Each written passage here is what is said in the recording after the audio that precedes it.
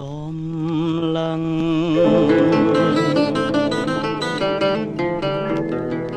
មើលមេឃក្នុងពេលរាត្រី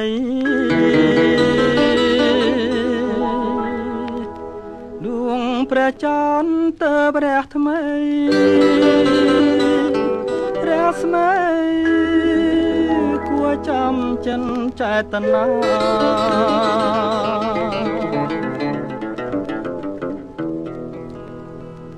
ចន្ទ្រារហើយចន្ទ្រារហើយមិនបងអងឡើយនាំគ្នាកយគុណចិនទេចង់បានច័ន្ទស្រស់ស្រទន់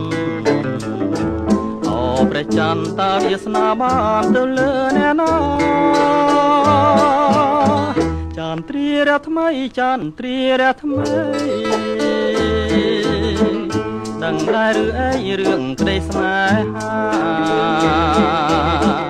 រាល់ថ្ងៃមនុស្សលោកទុកសោកខ្លោចផ្សា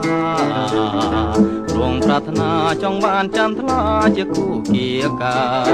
យច័ន្ទអើយច័ន្ទលោវៃម្លេះរួងស្ទើរប្រែធ្លាយឥឡូវហើយលួញស្រឡាញ់ច័ន្ទមិនដឹងឡើយអូព្រះច័ន្ទអើយយល់ចិនខ្ញុំផងខ្ញុំសូមអង្វរខ្ញុំសូមអង្វរសូមព្រះច័ន្ទល្អគុំចោរំល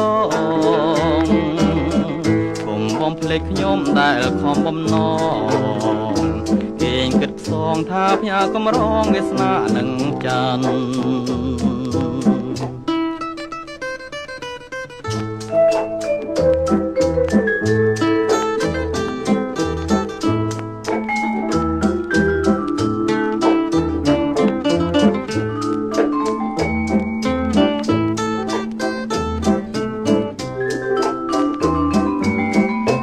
សូមអង្វរខ្ញុំសូមអង្វរសូមព្រះច័ន្ទល្អគុំចោររំលងគុំបំភ្លេចខ្ញុំដែលខំបំណងគេងគិតផ្សងថាផ្ញើកំរងវាសនានឹងច័ន្ទចន្ទ្រារហាអូព្រះច័ន្ទអើយ រាំងក្នុងចិននាងណា